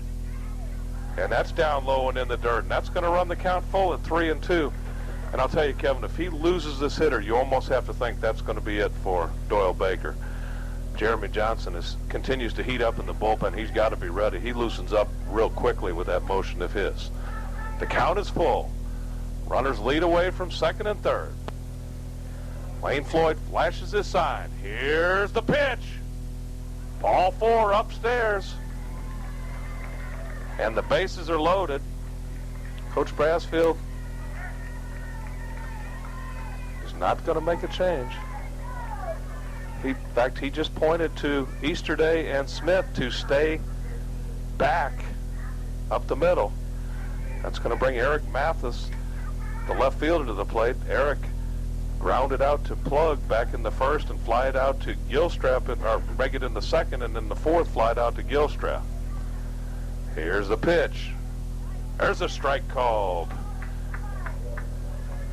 It never gets easy, Kevin Holden. Not at all. This is 8 Quad A baseball, talking about a playoff spot on the line, trying to clinch a tie for first place. Close game.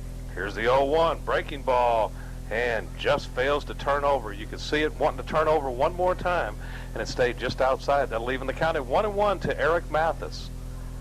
Baker needs the strikeout, the pop-up, the double play. Looks in. Here's the pitch.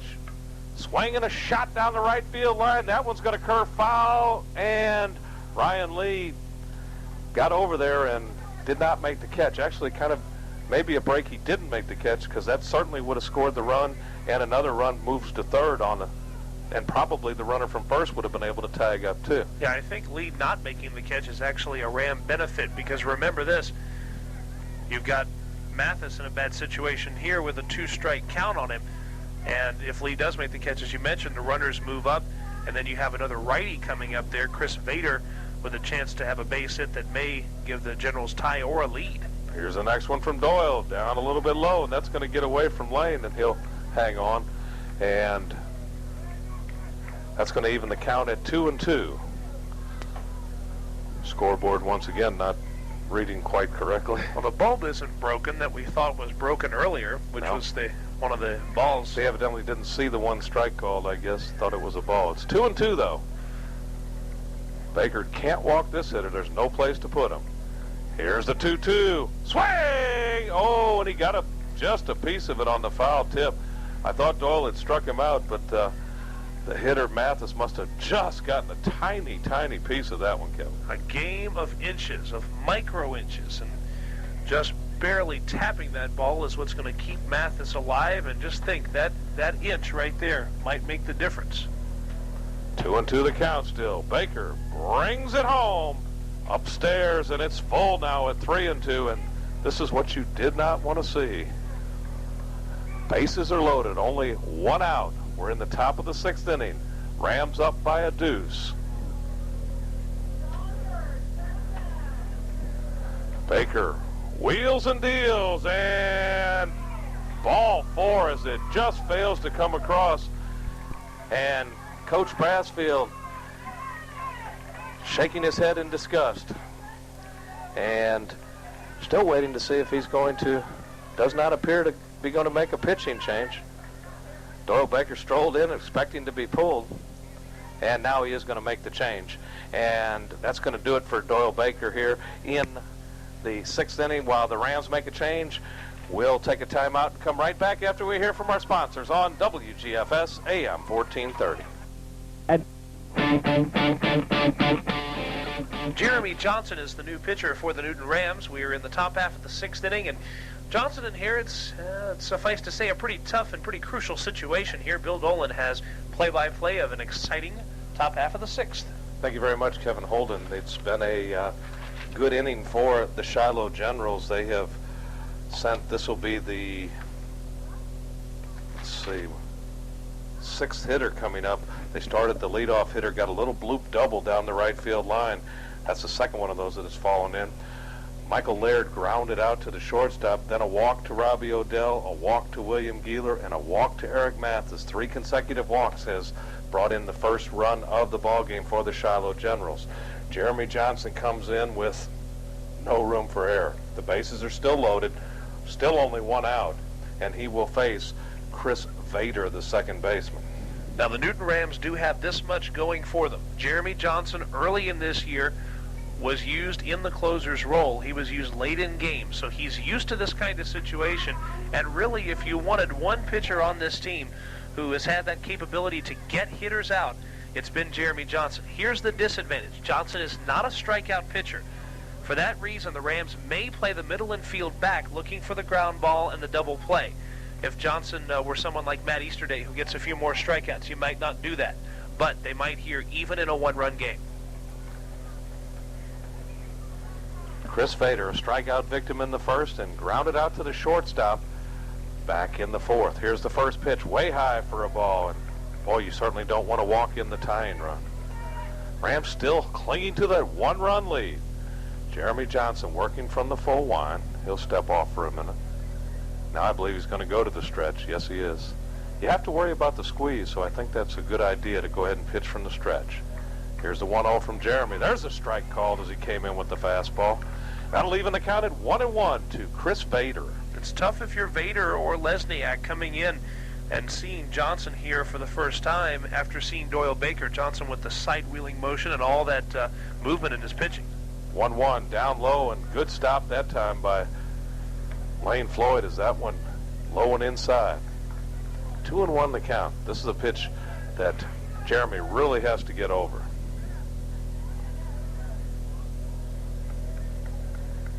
Here's the next one.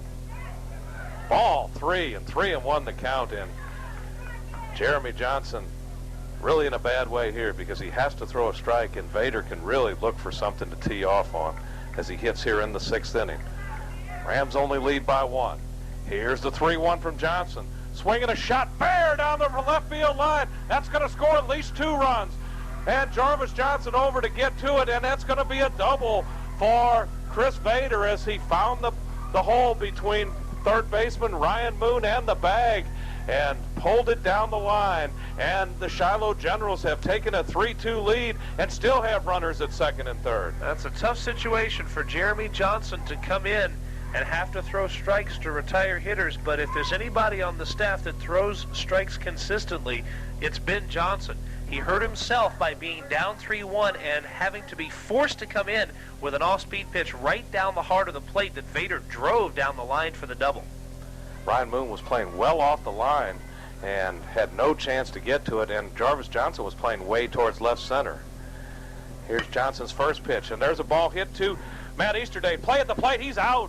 And a good play by Matt Easterday as the hitter grounded the ball. Ryan Lesniak on about 2 hops, and Easterday with a perfect throw to Lane Floyd, and Floyd had the plate blocked, and the runner was out from me to you at the plate, that being Eric Mathis. So that's a big play. That'll keep runners at the corners and 2 outs now. Infielders come in, and a nice job there, and Easterday with a gun and right on a line to Lane Floyd, and Easterday showing that good arm that he has out there at shortstop. Perfect position. Lane Floyd didn't have to move. He just dropped to his knees and had it blocked. And here's one of those Shiloh General ploys. Long conference between Glenn George and the home plate umpire. There's a runner at first base right now in Lesniak. We may see someone come in for Lesniak here as he is off the bag and looking toward the first base dugout almost as if he's expecting to lead the game.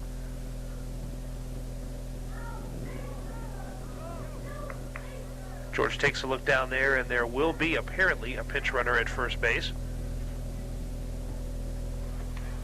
We will let you know who that is in just a moment here.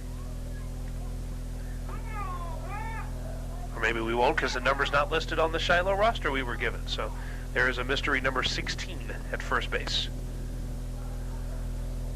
Hard to figure. Maybe that's what the problem is with the home plate umpire. He, like us, maybe does not have that person on his roster. That may be what he's discussing with, but I think you get in trouble if you try to use someone that has a wrong number or is not listed on a roster. And remember, at the same time, Jeremy Johnson in cold weather here is getting iced down the more that George talks with that home plate umpire. I'm sure that probably has a little something to do with his ploy here. We've seen that on several occasions from him. Chris Coker, the catcher, steps to the plate. He flied to Kerry Gilstrap in center and walked. So he's 0 for 1. 2 outs now. Johnson will check the runner. Here's the first one to Coker. And there's a ground ball, and Plug has it. Across the diamond in time, but 3 big runs for the Shiloh Generals. They did so on 2 base hits only, and there were no Ram errors and 2 runners left on base. We head now to the bottom of the 6th inning. Not good news, though. It's the Shiloh Generals 3, Newton Rams 2. You're listening to all this exciting action coming your way on WGFS AM 1430.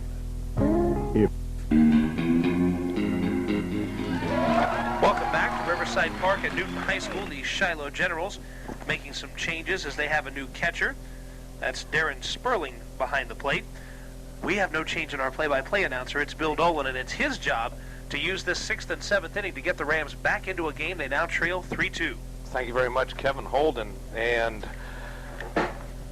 Michael Laird continues to pitch for the Shiloh Generals, and for the Newton Rams in their half of the 6th inning, it will be Kerry Gilstrap, Matt Easterday, and Stephen Hires as they try to get the run back. No, we're not getting another catcher. Well, Sperling was back there and with full equipment on, but it's still going to be Chris Coker behind the plate. Coker comes out, takes 1 pitch, and fires about a 50-foot throw to second base. So Coker will be back in the action here for the 6th, and Gilstrap will lead it off, and a chance to get the Rams back into this game. And once again, this young man put into a pressure situation. He has handled pressure situations very well throughout the year. Kerry had a sacrifice bunt his last at bat in the 4th inning and flied out to center field back in the 2nd. He hits here with nobody out, leading off in the 6th inning. Laird has his sign. Here's the first one to Kerry. It's upstairs for a ball. Rams need base runners. They need to do it any way they can. Need to punch at least 1 across and maybe 2. Michael Laird, a right-hander, throws harder. Mostly a fastball pitcher. Matt Easterday waits on deck. Gilstrap a shot up the middle. Second baseman over to get it. Should not be able to throw Gilstrap out and does not. That ball hit in the dugout, so he should get second base, or did it hit beyond the dugout? I think it hit just beyond it. Must have hit just beyond, so Kerry with a base hit. You knew when that ball got that far up the middle, they'd never throw him out. Really a break for Shiloh that it did not go in the dugout. Dangerous throw by Vader so far over the first baseman's head. I thought for a second it might clear the dugout, and the fence, the wall next to the dugout down the line is higher than it is farther down the right field line, or else that ball might have gone out of play. Pickoff play, and he almost throws it away over there. Gilstrap back in time. Laird, I think, kind of crossed up his first baseman as he has a sidearm toss to first where he's overhand to the plate. And Kerry Gilstrap grabbing his shoulder appeared to have maybe jammed it sliding back into first base. Certainly don't want to see that right at playoff time. You got a couple of cringes around Newton Ram camps when you see that happen with Gilstrap. Matt Easterday. Matt had a single back in the 1st and hit into that unusual double play in the 4th inning. Should have driven a run home, but did not. Here's the first pitch to Matt, and it hits him right in the wallet. And Matt is not happy as he slings the bat away, but That puts runners at first and second for the Rams. And here comes Coach Glenn George real quickly out of the dugout. And it doesn't look like he's going to waste any time. Easterday reaches, so first and second quickly with no one out here. Michael Laird will get a good talking to from Glenn George. The entire infield will be in on this discussion. And Easterday, even though had to probably not be happy about the chance to get a base hit to advance the runner, being hit makes him the potential go-ahead run at first base with no one out. So that's one thing he has to smile about through the pain, I suppose. Yeah, doesn't do serious damage, but it certainly hurts when you get hit in the wallet. And you got a fastball pitcher. If Tom Young hits you, it probably doesn't hurt nearly as much as it does if Michael Laird hits you, which he got hit with a fastball. Once again, now we have the question, do you sacrifice? This is Hires up this time. Probably your last power hitter to hit for a little while. They're going to come in looking for it. First and third baseman sheet in. This could go to Stevens' advantage if he's swinging away. He'll look for the first one from Laird. Here's the pitch. He is swinging, and he swings and misses at a pitch probably out of the strike zone. And he falls behind 0-1. Laird hadn't really thrown a curveball, and so Hires not looking that way. Was expecting a fastball and got the hook instead. Now the Rams went to the bunt on the second pitch last time with Gilstrap. Let's see if they do it here with Hires. 0-1. He squares, and he misses at the bunt.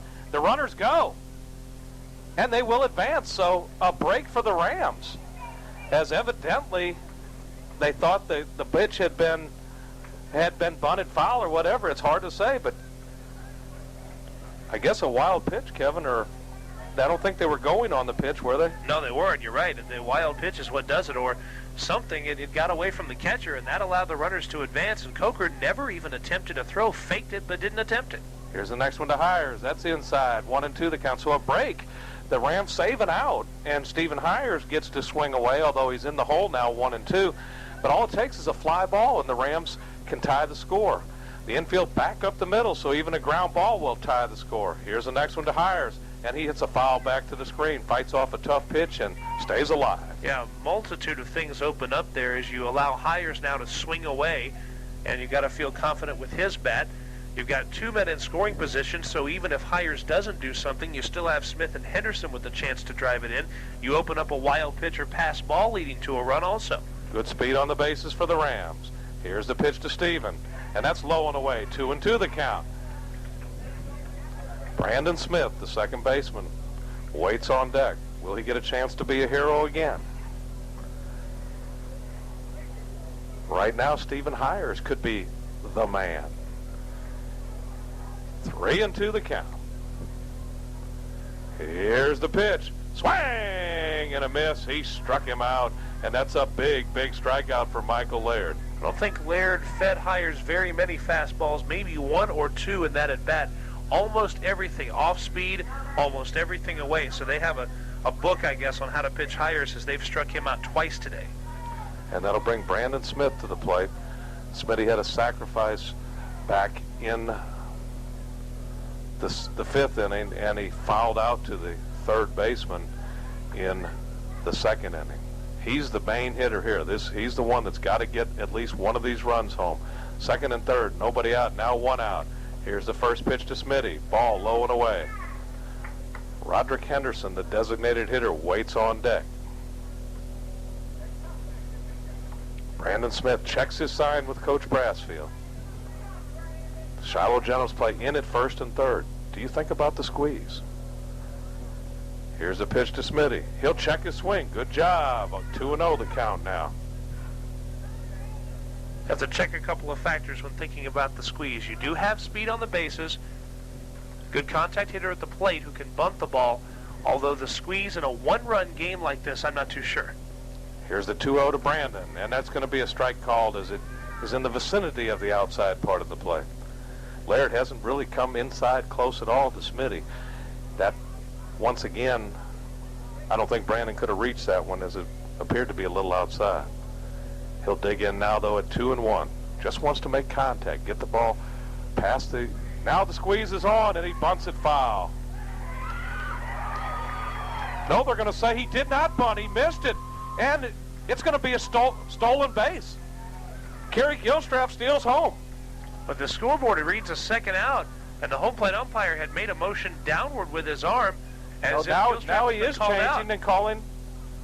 He's calling It looked like runners he back. pointed to home plate like the run scored. I thought he was pointing downward as if he were calling a runner out, as if he'd been tagged out by Coker, which didn't seem to be the case. Well, now he's calling foul ball and 2-2 the count. I thought Brandon had touched the ball. Maybe he was signaling foul ball. I'm not sure what he was doing, but it's 2-2 now, and tough situation for Smith now. They did try the squeeze. Here's the 2-2 to Brandon. Swing and a miss, and Laird goes after Smith, and that's a big out for the Shiloh Generals, and it's going to be up to Roderick Henderson now with 2 outs. So the squeeze play was on, but Smith unable to lay that down as he bunts that ball foul.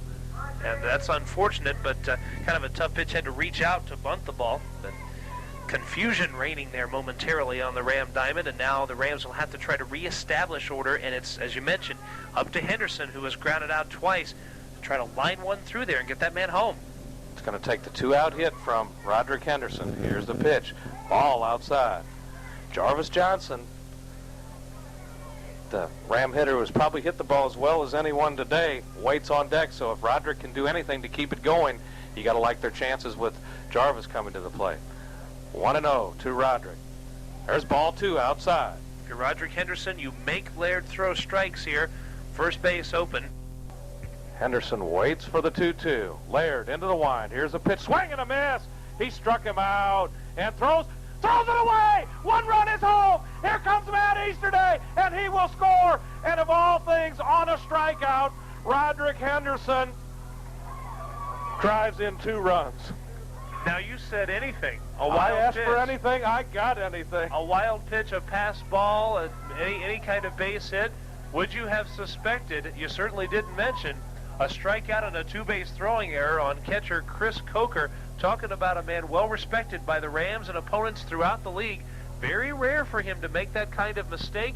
Sometimes, though, when you have to close it and make that one last throw, you can't do it.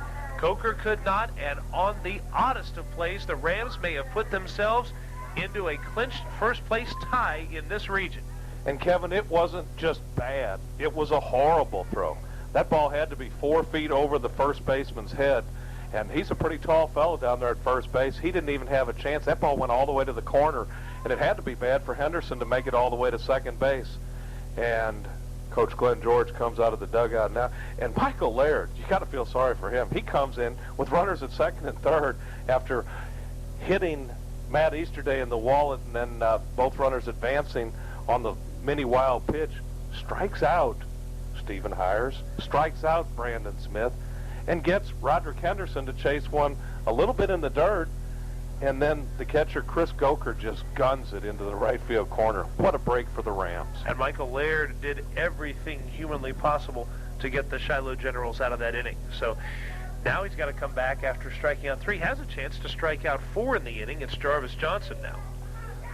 And that's a big run down at second for the Rams. Jarvis Johnson, 2 hits on the day. Looks at the first one down low for a ball. 1-0 the count. What a break for the Rams, Kevin. I was about to start hoping for a 7th inning rally. But the Rams with a break, scoring 2 unearned runs. Here's the 1-0 to Jarvis. Down in the dirt, and that ball, a good stop by Coker. And we've talked about Coker and the tools he has, how good of a defensive catcher he is. And for him to just unleash that throw, of course, remember he was late coming out last inning, Kevin, and you commented he caught 1 pitch and threw a terrible throw to second. That one, not a good one down to first. Jarvis with a number to the first baseman. He'll take it himself and try to beat Jarvis to the bag, and does, and that's going to do it for the Newton Rams in their half of the inning. But, oh, baby, do they come up with 2 huge runs. They did so on only 1 base hit. There was 1, how do you say, huge error by the Shiloh Generals, and the Rams leave 1 runner left on base. We had 2 at the top of the 7th inning. The Rams have taken the lead once again. They lead by a score now of 4-3 over the Shiloh Generals. As you're hearing all this on your local leader for sports, WGFS AM 1430. What looked to be close to a disheartening loss for the Newton Rams with a strikeout of one of the Ram hitters has become what will be 3 outs away, we hope, from a Newton Ram victory and a tie for first place in the sub-region. Bill Dolan with play-by-play of an odd last part of this game. Thank you very much, Kevin Holden. Michael Kelly, the ninth-place hitter, leads off against Jeremy Johnson. He'll take the first pitch just a little bit low, and the Newton fans thought it was a strike, but the umpire didn't pump that right hand. Johnson falls behind 1-0. He'll wheel and deal the next one. There's a strike call. That'll even it at 1-1. Strange sixth inning. I asked for anything, and I got it. Not exactly what I looked for. Johnson brings the 1-1 home, swinging a pop-up. Stephen Heyer says, I want it, and he takes it for the out. 1 out. That's a huge out. I'm tired of using that word huge, but everything has turned huge, Kevin. Every play right now is a crucial play in this one-run game. One-run lead by the Generals has become a one-run lead by the Rams. And everything that takes place now has a bearing on the game. Every batter has a bearing on the game. So calling things huge, being accurate. Shane Nash, the leadoff hitter, takes the strike call to beauty as Jeremy busted the curveball over. Nash had that bloop double to lead off the sixth inning, then bloop as it raised chalk down the right field line. Here's the 0-1 from Jeremy down in the dirt. Good stop by Mr. Floyd behind the plate. Rams 2 outs away from claiming a share of their third sub-region title in 4 years. Jeremy brings the 1-1, just a little bit outside. That'll run the count to 2-1. Rams only with a 1-run lead. They certainly do not want to put a runner on base via the free pass. The walk was their undoing in the sixth inning. Here's the next one, swinging a dribbler up the middle. Brandon Smith, backhand, long throw, and he got him! Oh, Brandon Smith going up the middle on a good play, and he whirled and fired and got Shane Nash. And Kevin, you got to think Shane Nash really hurt himself. He went into a feet-first slide at first base, and that appeared to really slow him down. He didn't even get to the base, I don't think. Yeah, something happened there as he was diving in, and of course, as you mentioned, you dive into first base or slide in there, it slows you down. And you were discussing that exact fact, the fact that if he runs across first base, it's a different play. He was very upset after the play. Here's Michael Laird. Chance to help his own cause. Nash down at first base, picked something up off of his body and flung it full speed across the Shiloh dugout. Here's the 1-0 to Laird. A little bit low and outside, 2-0. Laird is trying to cut off completely the inside corner for Johnson by stepping that front foot right there at the inside corner. Takes away the movement on the inside pitch. Here's the 2-0. There's a strike called. Hard to catch that corner. I believe I'd have to come inside right about now, Kevin, and just bust him in on the hands. He is literally over the plate. He is hanging over the plate.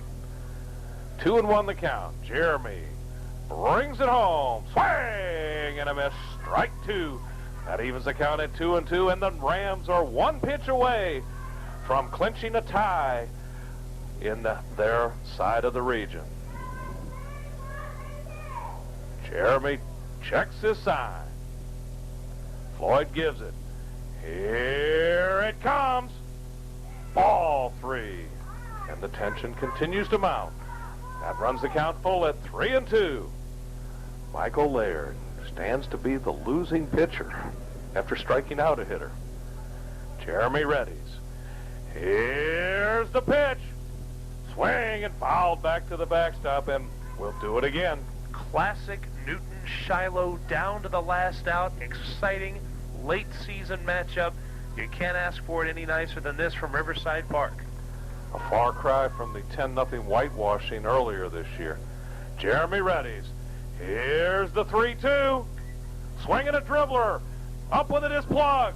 Over to first. That's a winner! That's a winner! And the Newton Rams, with a come-from-behind win, have clinched a share of first place at the worst in their region. And not a pretty way to do it, but oh, at this time of the year, a win is a win is a win, Kevin Holden. It is a win. As a matter of fact, probably their biggest of 1997 thus far, as they had lost the previous 2 games and had lost a tremendous amount of their momentum that they gained with their winning streak early in the sub-region. Here they come in against the general team that we had heard about and had expected to see, a much better team, and you can see why they've done well in this sub-region. Shiloh, with this loss, just about eliminated from the playoff hopes.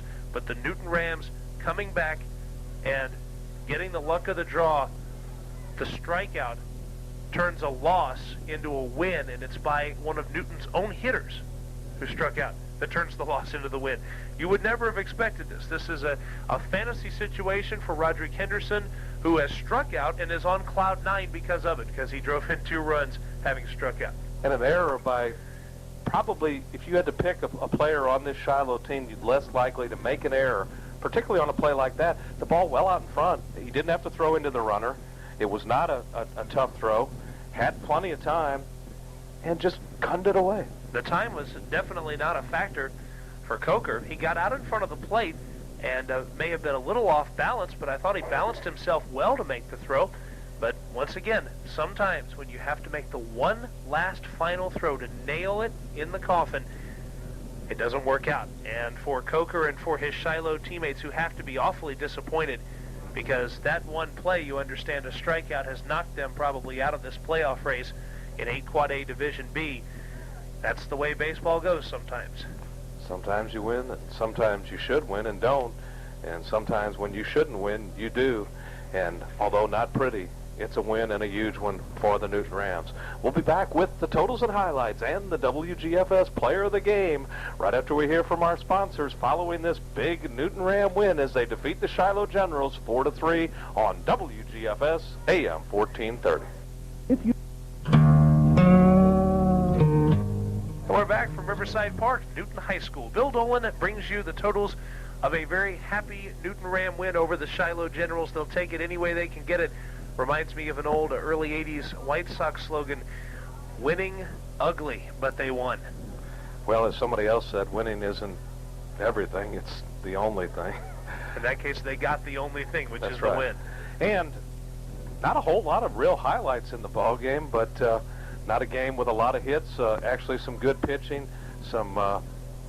actually some good defense, one critical defensive play. In fact, the only error of the ball game turns out to cost the Shiloh Generals the game. The Shiloh Generals scored 3 runs. They did so on 5 hits.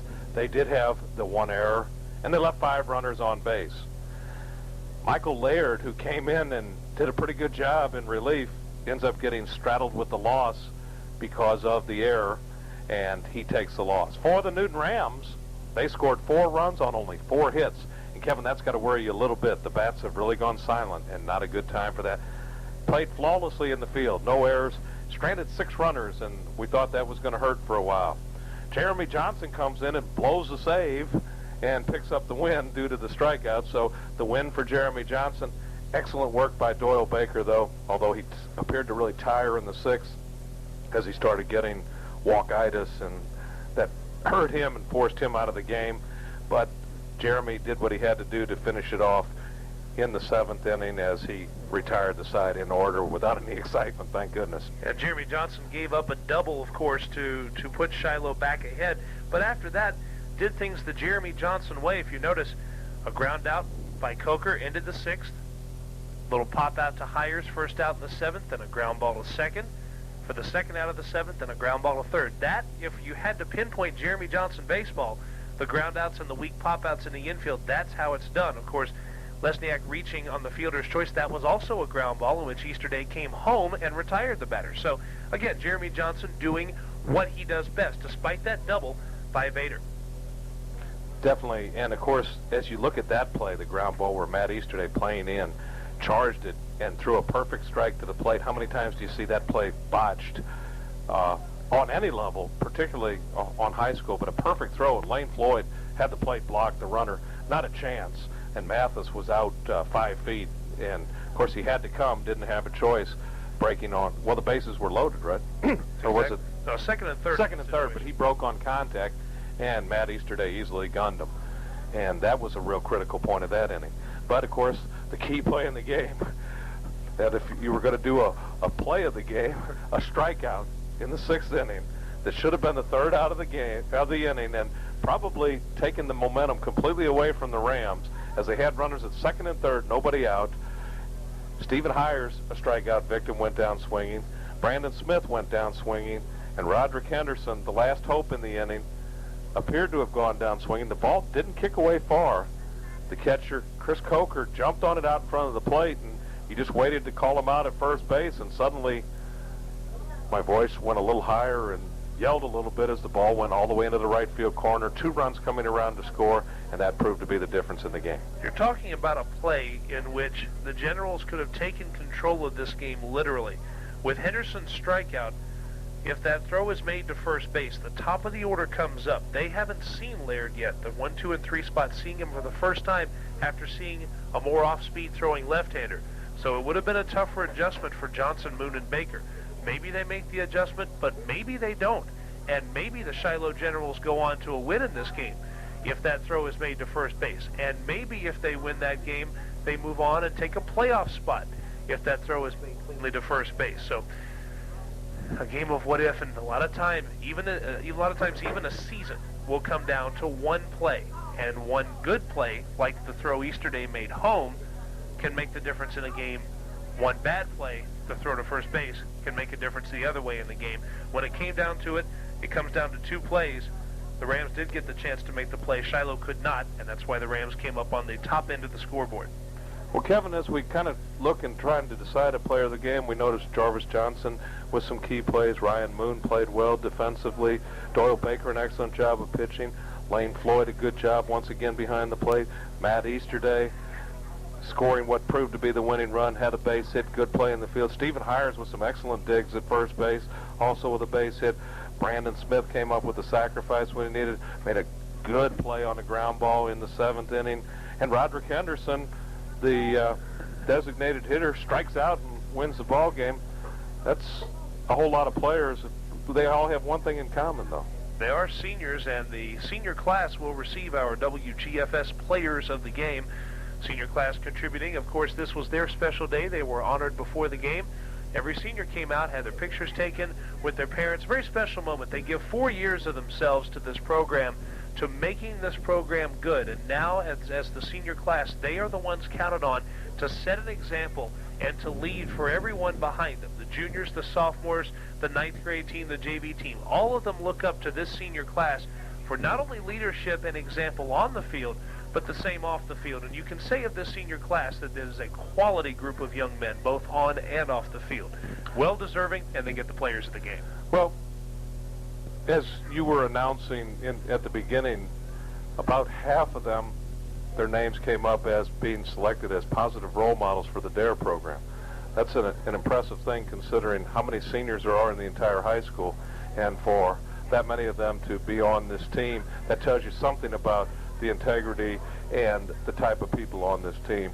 And our congratulations go out to the seniors, and they definitely have decided tonight that we will broadcast at least 2 more ball games. Yes, and more than likely it will be from Riverside Park and Newton High School. That, of course, has to do with what a few other teams do here, but the Rams have clinched themselves a first-place tie. And going back to the pregame ceremony, it was nice to see all the parents here out there with the kids, out, of course, the folks taking pictures out there of the players and the parents. And, of course, it's just a nice moment for all the folks, and a bit of thanks for the amount of hard work that not only the kids but also the parents put in, because it certainly takes a lot of maintenance to run a program like this, people, to run the concession stand and all kinds of work that has to be done on almost a daily basis with this program. So a very proud day for Newton Rams seniors, and a Rams senior kept it from being tarnished by striking out. However, he did keep it from being tarnished. The biggest strikeout of the year